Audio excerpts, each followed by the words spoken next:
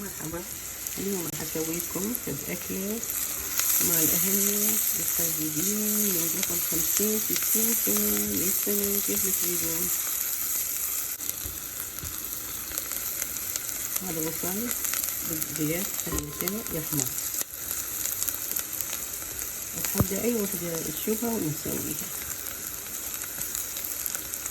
يعني هاي ترجعنا إلى زمن أهلنا وأجدادنا كانوا يسوون لنا إياها ونحبها.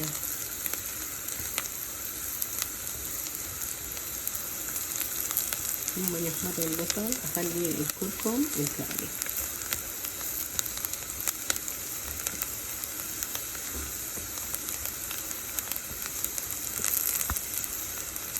هسه البصل حمر، هسه راح أضيف الكركم والكاري.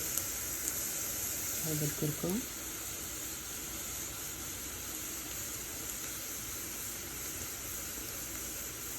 هي اما صفرة تصير يا اما حمرا، ريحتها تفوح تفوح تفوح البصل والكركم. هسه الحج ماله اخلي الكاري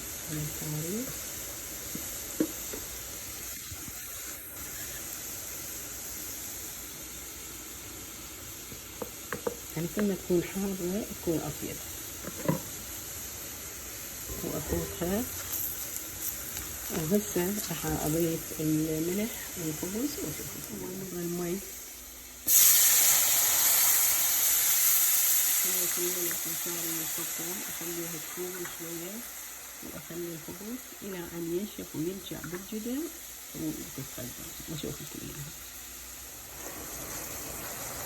شوفوا شلون راح تنشع وتصير بشكل طيبة، يعني ما تتوسخ.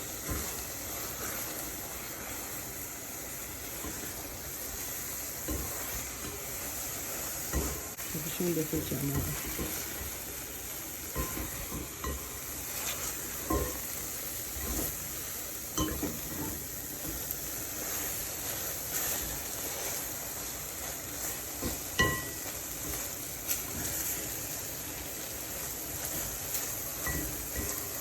شوفوا هي بنات شلون بدها تفور، باعوها شلون شكل حلو. سووها وقولوا الله يرحم أهلنا الطيبين. باي باي، مع السلامة.